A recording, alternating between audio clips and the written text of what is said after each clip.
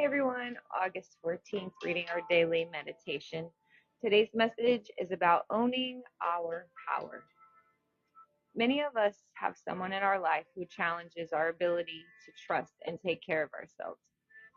When we hear that person's voice or are in his or her presence, we may forget all we know about what is real, about how to own our power, about how to be direct, about what we know and believe to be true, about how important we are. We give up our power to that person. The child in us gets hooked with a mixture of powerful feelings: love, fear, or anger. We may feel trapped, helpless, or so attracted that we can't think straight.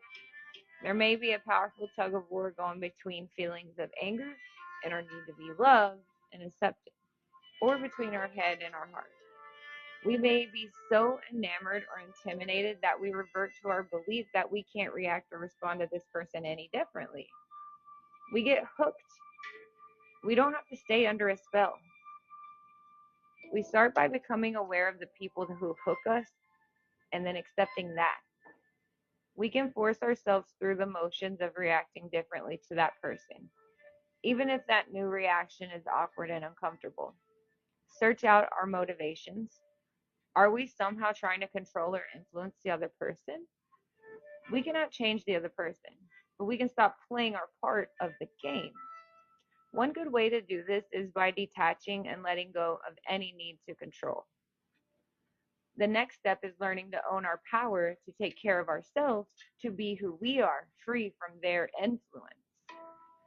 We can learn to own our power with difficult people. It may not happen overnight, but we can begin today to change our self defeating reactions to the people who have hooked us. An affirmation says, God, help me identify the relationships where I have fortified my power. Help me unhook and begin owning my power. What a great message that many of us need to hear. Um, and I love what it says.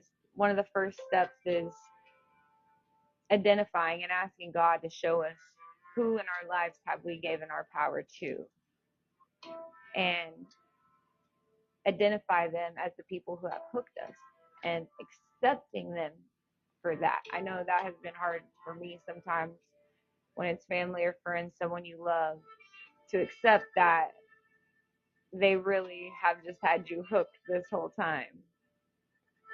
So accepting the people who you have fortified your power to is the first step. And then learning that, accepting that we cannot change that person, and that the only thing we can do is stop our part in that situation of whatever's going on. And then the next step is learning to own our power and taking care of ourselves, free from their influence.